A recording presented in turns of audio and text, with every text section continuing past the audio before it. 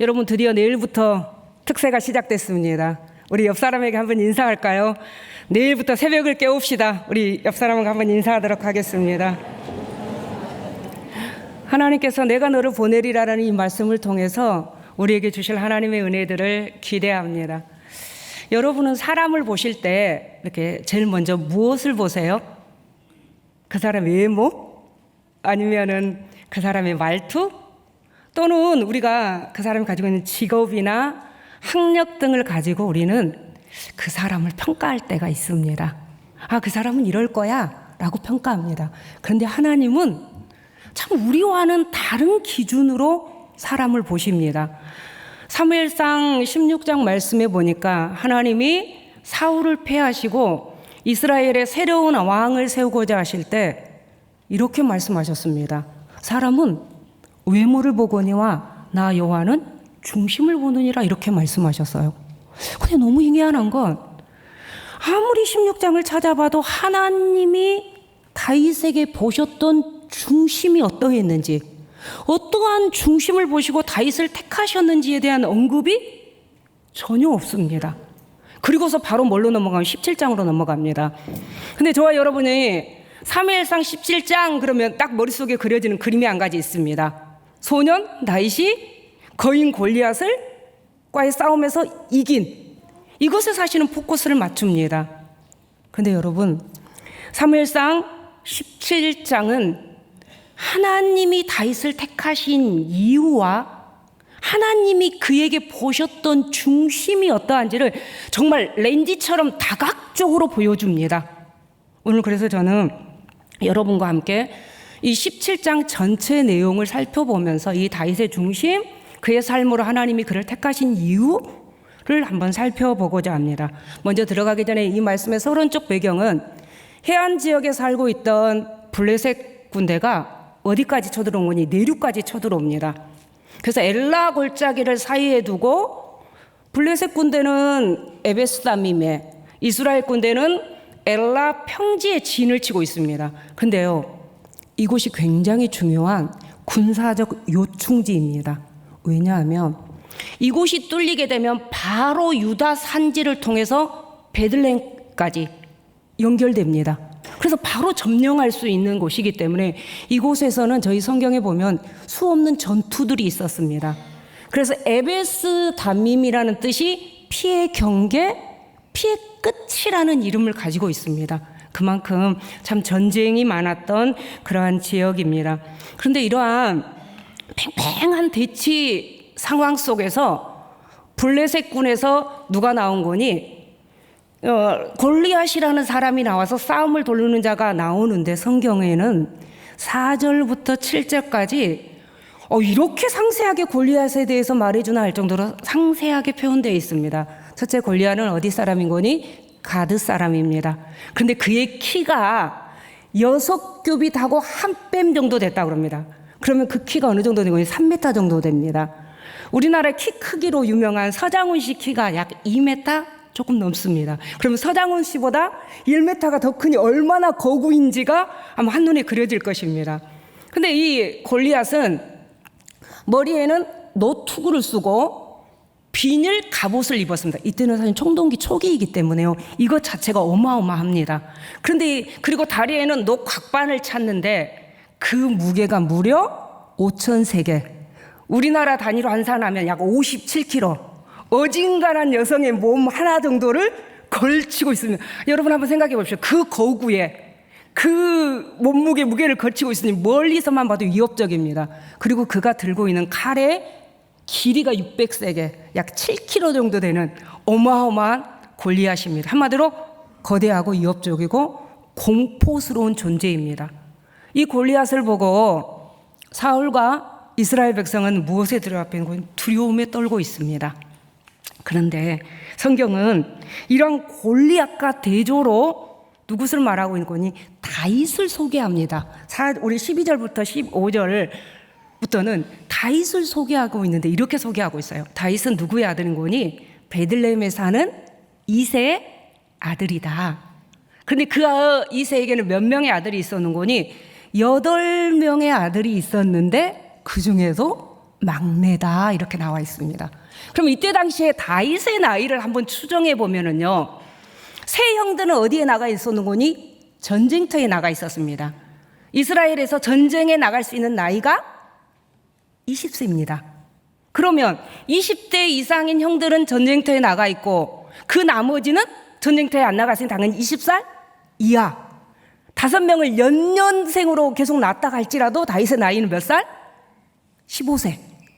근데 연년생으로 5을 낳지는 않았을 거 아니에요. 그래서 약 13세 정도의 다윗의 나이로 추정을 합니다. 그러면서 그 어린 다윗은 무슨 일을 하고 있었는 거니? 아버지의 양을 치는 일을 하고 있었습니다. 근데 성경에서는 저자가 여러분 어떠세요? 의도적으로 거인 골리앗과 소년 다윗을 극적으로 대비시키고 있어요.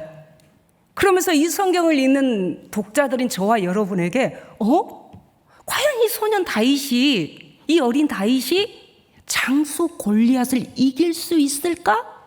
라는 의문을 갖게 만듭니다. 근데 저와 여러분은 이미 이 이야기를 알고 있습니다. 그래서 이렇게 생각합니다. 당연히 돌멩이 5개로 골리앗을 돌멩이로 때려 죽였지, 싸워서 이겼지, 이렇게 생각합니다. 그런데 여러분, 이 싸움은 말도 안 되는 싸움입니다. 정말 말이 안 되는 싸움입니다. 그런데 이 말도 안 되는 싸움 속에서 하나님이 다윗이 어떠한 사람인지를 드러내고 있습니다. 오늘은 그래서 저와 여러분은 함께 다윗에게 드러난 중심, 하나님이 이를 보셨던 성품들을 중심으로 한번 살펴보도록 하겠습니다. 먼저 우리 17장 17절과 18절 말씀을 우리 함께 같이 읽어보도록 하겠습니다. 자, 시작. 이새가 그의 아들 다윗에게 이르되 지금 내 형들을 위하여 이 볶은 곡식 한 예바와 이 떡 10덩이를 가지고 진영으로 속히 가서 내 형들에게 주고 이 치즈 10덩이를 가져다가 그들의 천부장에 주고 내 형들의 안부를 살피고 증표를 가져오라. 아버지가 다윗을 부르더니 전쟁에 나가 있는 형들에게 먹을 것을 가져다 주라고 그럽니다. 근데 그 먹을 것을 가져다 주라고 하는 양을 보니까 볶은 곡식 한 예바. 한 예바면 어느 정도 되는 거냐? 우리 어른들한테 12대 정도 됩니다. 그러면 그것이 한 8kg에서 10kg. 떡 10덩이. 떡은 납작한 떡이거든요. 그리고 치즈 10덩이. 도합 합치면 그 무게가 약 25kg 정도 됩니다. 이 무거운 무게를 들고 베들레헴에서 엘라 골짜기까지는 사실은 그렇게 험한 지형은 아닙니다. 그런데 골짜기로 내려갈수록 좀 험해집니다. 키로수가 약 25kg에서 30kg 정도 됩니다. 아니 그러면 여러분, 어린 다윗이 약 넉넉 잡고 걸어도 5시간 이상을 걸어가야 할 길입니다. 그 여정은 다윗에게는, 그렇게 어린 다윗에게는 쉬운 길은 아니었을 것입니다. 그런데 여러분, 이렇게 불평할 만하지 않을까요? 형들도 있잖아요. 군대 안 간. 아니 아버지, 형들은 어디다 놔두고 왜 저만 시키세요? 이렇게 불평할 수도 있을 텐데 다윗은 한마디의 불평도 하지 않습니다. 그리고서 묵묵히 순종합니다. 근데 여러분, 이건 하나님의 놀라운 다윗을 드러내시기 위한 놀라운 시나리오 속의 한 장면인 것입니다. 이렇게 아버지의 심부름을 떠날 때 다윗이 어땠는가 한번 봐볼까요? 20절 말씀 상반절입니다. 17장 20절 같이 읽어보겠습니다. 시작. 다윗이 아침에 일찍 일어나서 양 지키는 자에게 맡기고 이새가 명령한 대로 가지고 가서, 여기까지만 상반절만 읽겠습니다. 아니 여러분, 아버지의 심부름을 간다는 핑계하에 자기가 임시 맡고 있던 양을 치는 일은 뒷전으로 미룰 수도 있습니다. 그런데 다윗은 아침에 일찍 일어납니다. 그리고서 자신이 부재하는 동안에 양들이 위험에 처하지 않도록 그 양들을 양치는 자에게 맡기고 있습니다. 너무너무 성실한 모습을 보여줍니다. 이 모습은 다윗이 사울 앞에 섰을 때 했던 말 중에 있습니다. 34절과 35절을 보면 이런 말씀이 있습니다. 내가 아버지의 양을 칠 때 사자나 곰이, 맹수가 와서 이 양들을 물어가려고 그러면 내가 쫓아가서 목숨 걸고 그 입에서 양을 건져내었노라고 말합니다. 이 모습 여러분 어디서 본 모습이지 않습니까? 예수님께서 잃은 양 한 마리를 찾고 찾으시며 그 양을 위해 목숨을 내어놓으셨던 선한 목자이신 우리 예수님의 모습과 너무나 닮아 있습니다. 시편 기자는 이렇게 말합니다. 시편 78편 70절과 71절 말씀 제가 한번 읽어드리겠습니다. 또 그의 종 다윗을 택하되 양의 우리에서 취하시며 전양을 지키는 중에서 그들을 이끌어내사 그의 백성인 야곱 그의 소유인 이스라엘을 기르게 하셨더니, 하나님이 다윗을 어디서 보셨다 그런 거니? 들판에서, 양의 우리에서, 그리고 전 양을 지키는 그 낮은 자리에서 다윗을 택하셔서 하나님의 양인, 하나님의 백성인 이스라엘을 기르게 하셨다는 것입니다. 은혜입니다. 이때 당시에 목동이라는 이 일이 많은 사람들이 주목할 만한 일은 절대 아닙니다. 그런데 하나님께서는 아무도 보지 않는 곳, 아무도 주목하지 않는 곳에서 양을 돌보며 묵묵히 자기의 일을 감당하고 있던 다윗을 누가 보고 계셨다고요? 하나님이 보고 계셨습니다. 사랑하는 성도 여러분, 하나님은 때로는 우리가 아무도 보이지 않는 곳에서, 의미 없어 보이는 곳에서 홀로 서 있다 할지라도 하나님 그런 우리를 보고 계십니다. 은혜입니다. 이 말씀을 보면서 하나님의 놀라운 은혜구나라는 생각을 했습니다. 아니, 이스라엘의 군대의 대장도 아니고 약하고 평범하고 아무도 주목해 주지 않았던 이 다윗을 하나님의 눈은 두루 감찰하시며 그를 택하여 왕으로 세우시기 위해서 이를 어디로 이끌어 내리시는 거니? 전쟁 한복판으로 이끌어 보내십니다. 이 전쟁 한복판에서 드러난 다윗의 두 번째 중심이 있습니다. 이 말을 들은요, 다윗이 전쟁터에서 딱 도착하자요, 재미있는 것은요 여러분, 16장에서 사무엘에게 기름 부음을 받을 때도 다윗의 직접적 말이 한마디도 없습니다. 그 뒤에 기름 부음을 받고 하나님의 영에 감동이 되어졌을 때도 다윗의 말이 하나도 기록되어 있지 않습니다. 그런데 오늘 17장에서 다윗의 말이 언급되어 있는데 저와 여러분은 어떻게 살펴보군요. 다윗이 누구에게 말했는가, 어떤 말을 했는가를 살펴보겠습니다. 자, 한번 사무엘상 17장 26절 말씀부터 제가 보겠습니다. 다윗이 곁에 있는 사람들에게, 이 곁에 있는 사람들은 누구였겠어요? 군인입니다. 이스라엘 군인들에게 이런 말을 합니다. 이 할례 받지 않는 블레셋 사람이 누구이기에 살아계신 하나님의 군대를 모욕하겠느냐. 자, 군인들에게 말했습니다. 32절과 36절에서는 다윗이 누구에게 말한 거니? 사울에게 말하되 그로 말미암아 낙담하지 말 것이라, 살아계신 하나님의 군대를 모욕한 이 할례 받지 않는 블레셋 사람이니까. 그리고 45절과 46절에는 다윗이 블레셋 사람에게 말합니다. 나는 만군의 여호와의 이름 곧 내가 모욕하는 이스라엘 군대의 하나님의 이름으로 나아가노라. 온 땅으로 이스라엘의 하나님이 계신 줄을 알게 하겠고. 47절입니다. 여호와의 구원하심이 칼과 창에 있지 아니함을 이 무리에게, 이 무리 누구? 이스라엘 백성에게 알게 하리라. 그럼 다윗은 지금 누구에게 말을 하고 있는 거니? 군인들에게 말하고 있습니다. 사울에게 선포합니다. 그리고 블레셋, 할례 받지 않는 블레셋에게 선포합니다. 온 땅에 이스라엘 백성 가운데 뭐라고 선포하는군요. 이 군대는 사울의 군대도 아니고 이스라엘의 군대도 아니고 누구의 군대다? 하나님의 군대다라고 선언합니다. 여러분, 이 말이요 단순한 표현이 아닙니다. 이스라엘의 정체성에 대한 신학적 표현입니다. 이때 당시에 이스라엘은 표면적 두려움은 어떤 두려움이었는군요. 블레셋 군대가 전쟁을 일으키고 쳐들어와서 턱 밑까지 쳐들어온 위험입니다. 골리앗이라는 위험입니다. 그러나 표면적 위험보다 실상은 다윗의 리더십 아래 하나님의 군대라는 정체성을 상실한 이스라엘의 영적인 현실을 반영하고 있습니다. 이스라엘 백성에게 더 두렵고 무서웠던 것은 블레셋 군대가 아니고 골리앗이 아닌 하나님의 백성이라는, 하나님의 군대라는 정체성을 상실한 이들의 영적인 모습이라는 사실입니다.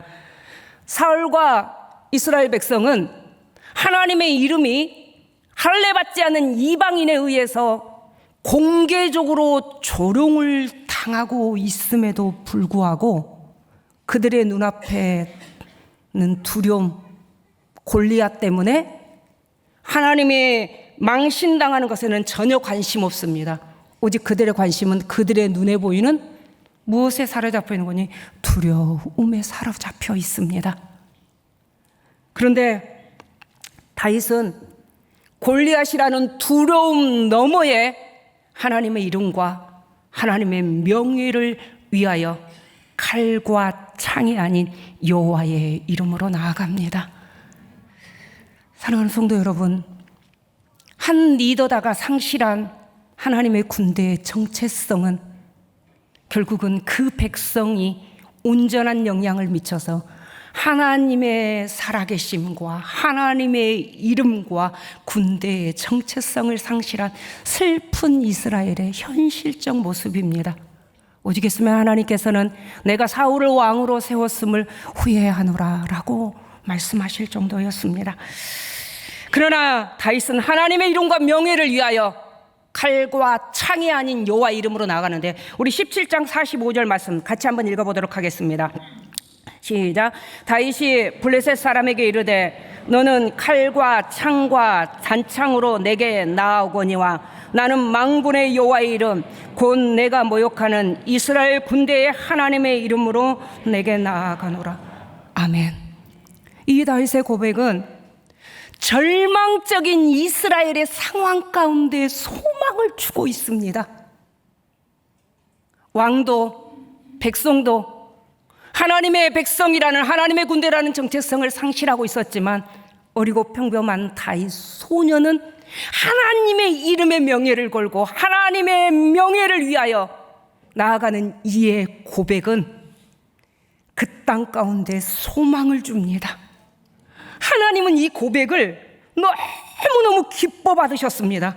그리고 하나님은 당신의 이름을 존귀하게 여긴다는 것을 분명한 사실로 보여주는데, 에스겔서 20장 9절 말씀 한번 보겠습니다. 우리 한번 같이 읽어볼까요? 그들을 애굽 땅에서 인도하여 내었나니 이는 내 이름을 위함이라. 내 이름을 내 그 이방인의 눈앞에서 더럽히지 아니하려고 행하였습니다. 아멘. 하나님이 그 백성을 애굽에서 인도하여 내신 것은 무엇 때문이라고요? 그 이름 때문입니다. 오늘 저와 여러분을 살게 하시고 이 자리에 부르신 하나님은 무엇 때문이라고요? 그의 이름 때문입니다. 우리를 보존하시는 것도 무엇 때문인 거니? 그분의 이름 때문입니다. 우리가 수없이 하나님 앞에 범죄하고 죄악을 행한다 할지라도 하나님께서는 그분의 이름 때문에 우리를 보존하시고 인도하시고 이끌어 가시는 하나님이십니다.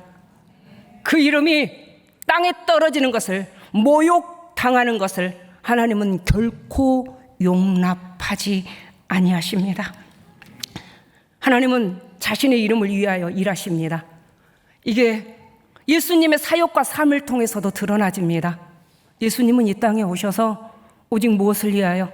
아버지의 이름과 영광을 위하여 사람들에게 그 아버지의 이름을 나타내었고 그 아버지의 거룩하신 이름과 영광을 위하여 십자가를 지는 삶을 선택하셨습니다. 오늘 하나님께서 우리에게 약속하십니다. 하나님의 이름을 위해 살아갔던 다윗, 하나님의 명예를 소중히 여겼던 다윗에게 하나님은 이렇게 약속하십니다. 시편 91편 14절입니다. 제가 읽어드리겠습니다. 하나님이 이르시되 그가 나를 사랑한즉 내가 그를 건지리라. 그가 내 이름을 안즉 내가 그를 높이리라. 아멘. 하나님의 이름을 알고 그 이름의 명예를 지키는 자 하나님이 높이십니다.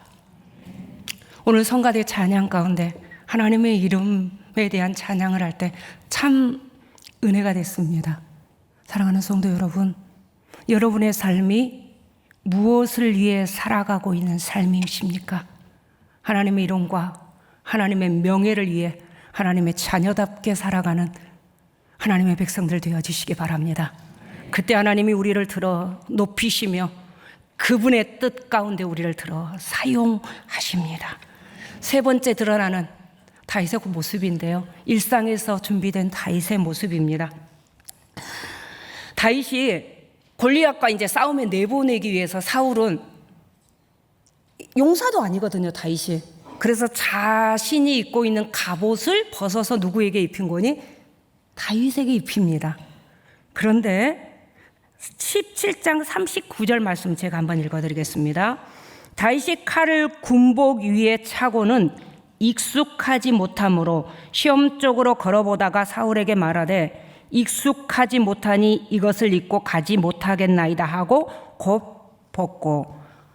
오늘 이 말씀 중에 39절의 말씀에는 반복되는 단어가 있습니다. 어떤 단어가 반복되죠? 익숙하지 못함으로. 사울의 군복은 군인이 아닌 다윗에게는 익숙하지 않았습니다. 그런데 다윗은 다윗에게 익숙한 것 두 가지가 있었습니다. 한 가지는 뭘까요? 목동이다 보니 막대기와 지팡이와 물매는 다윗에게 익숙한 것이었습니다. 두 번째 다윗에게 익숙한 것이 무엇이었을까요? 여호와의 이름이었습니다. 골리앗 앞에 나아갈 때 칼과 무기와 단창이 아닌 여호와의 이름으로 나간 다윗에게는 막대기와 물매와 여호와의 이름은 이에게 익숙한 것입니다. 그래서 이 익숙한 것을 가지고 누구에게 나간 거니? 골리앗 앞에 나갑니다. 골리앗이 멀리서 어마어마한 갑옷을 입고 투구를 쓰고 무장한 채로 거기 앞에 누구까지 세운 거니? 방패 등자까지 세우고 다윗을 향해 처벅처벅 나옵니다. 그때 다윗은 자기 주머니에서 돌을 던져 다윗의 무엇을 맞췄다고 그러니? 이마에 맞춤에 박혔다라고 되어 있습니다. 우리 49절 한번 같이 읽어보겠습니다. 시작. 손을 주머니에 넣어 돌을 가지고 물매를 던져 블레셋 사람의 이마를 치매 돌이 그 이마에 박히니 땅에 엎드려졌더라. 다윗이 던진 물맷돌이 지금 어디에 박혔다고 되어 있죠? 이마. 제가 한 가지 그림을 준비했습니다. 한번 보여주시겠습니다. 이건 전투구의 모습입니다. 투구의 모습인데요, 11세기경 레반트 지역에서 썼던 청동 투구입니다. 11세기면 어떤 거냐? 블레셋 사람들이 활동했을 당시입니다. 우리 이 투구가 저희 국립박물관에도 비슷한 모양의 투구가 전시되어 있는데요, 이 투구는 얼굴의 전방위를 가리도록 제작되어져 있습니다. 그러면 다윗이 던져 물매가 무엇을 뚫고 이마에 박혔을까요? 투구를 뚫고 이마에 박힌 것입니다. 이때 당시에 물매병이 내려주셔도 됩니다. 물매병은 중요한 군인 중에 한 사람이었습니다. 그런데 숙련된 군인들은요, 이 시속 96에서 100km 정도로 속도로 목표물을 명중시켰다고 그럽니다. 근데 여러분, 다윗은 군인이었나요? 아닙니다. 양을 치는 목동이었습니다. 한두 번 해서는 될 솜씨가 아닙니다. 이 말씀을 묵상하면서 너무 큰 은혜가 됐습니다. 다윗은 자기의 누구를 지키기 위해, 양을 지키기 위해 끊임없는 지속 반복적 훈련을 통하여 준비되어졌기에 이 일이 여러분 가능했던 했던 것입니다. 신앙의 이도한 순간은 여러분 불로불로 갑자기 오지 않습니다. 우리 일상 속에서 지속하고 반복적인 훈련과 하나님 앞에서의 작은 순종들이 모아져서 준비되어질 때 하나님께서는 그분을 당신의 때, 당신의 뜻대로 사용하십니다. 말씀의 결론을 맺도록 하겠습니다. 사랑하는 성도 여러분, 혹시 여러분의 일상, 학교 또는 직장, 집, 교회, 다람쥐 쳇바퀴 도는 것처럼 도는 삶의 연속처럼 느껴져서 그 삶이 무의미해 보이십니까? 그러나 기억하십시오. 왕은 하루아침에 세워지지 않습니다. 목동의 때에 다윗이 없었다면 이스라엘 왕의 삶인 다윗의 삶은 없습니다. 다윗의 삶은 연속적으로 이스라엘의 목자에서 이스라엘의 왕의 삶의 연속 석상 안에 있음을 여러분 기억하시기 바랍니다. 목동 일대 다윗의 중심이 선하였기에 하나님은 그를 보셨고 이스라엘의 왕이 되었었을 때도 그 백성을 위하여 하나님의 완전하심과 능숙함으로 다스렸다라고 말하고 있습니다. 목동일 때부터 다윗에게는 이것이 훈련되어지고 답습되어졌기에 가능했던 것입니다. 사랑하는 성도 여러분, 우리의 마음과 중심은 잘 보이지 않습니다. 그런데요, 반드시 그 마음과 중심은 삶으로 드러나집니다. 어느 때에도 위기 때를 만날 때 그 사람의 마음에, 그 사람의 중심에 무엇이 있는지 명확히 드러나집니다. 우리는 불안전한 이 시대 가운데를 살아가고 있습니다. 나라도 그렇고 경제도 그렇고 우리의 삶도 그럽니다. 여러분의 마음 중심에 무엇이 가득하십니까? 이 땅의 상황과 현실을 보고 불안이 가득하십니까? 그 앞에 두려워 떨고 있습니까? 그러면 반드시 여러분의 삶에 두려움은 두려움의 열매를 낳을 것입니다. 그러나 두려움을 넘어 우리와 함께 하시고 우리를 감찰하고 계시는 그 하나님께 우리의 시선을 고정하고 그 하나님을 바라볼 때 하나님의 일하심과 행하심이 우리 인생과 우리 삶 가운데 드러나게 될 줄 믿습니다. 이 시간 우리 함께 찬양하겠습니다. 주가 주되심을 찬양인데요, 좀 낯선 찬양이실 것입니다. 근데 이 가사의 내용이 너무 마음에 와닿아서 여러분의 삶에 고백이 되어지는 은혜가 임해지시길 바랍니다.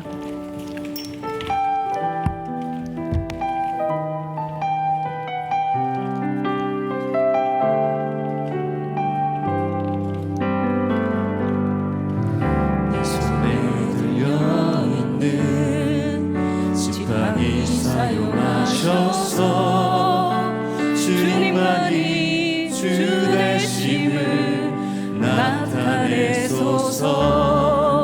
맡겨주신 사명은 감당할 힘을 주시고 주 이름만 높이게 하소서. 완악한 세상에서 믿음을 지키는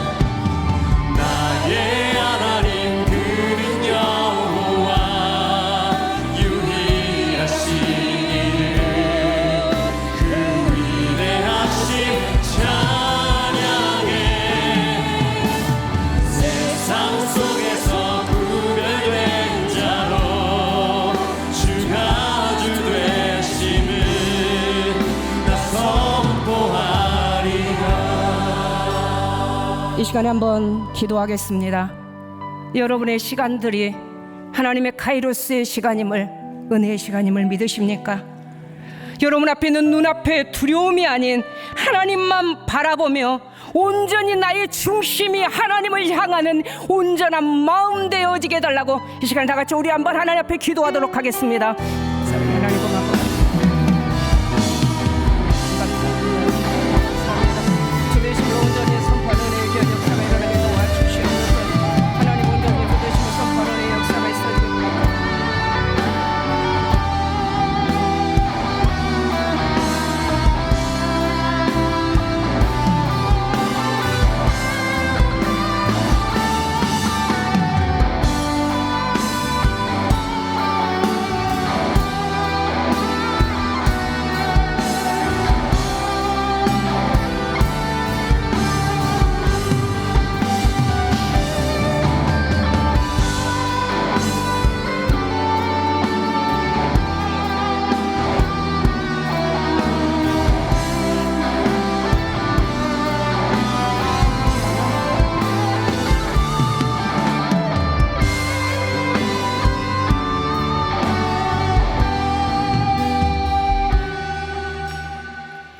이제는 우리 주 예수 그리스도의 은혜와 하나님 아버지의 사랑하심과 성령님의 교통하신 은혜가 오늘 말씀을 듣고 결단하며 이 문을 나서는 성도님들과 해외 군에 출타해 있는 3일의 가족들과 복중의 생명까지 이제로부터 영원토록 항상 함께 있을지어다.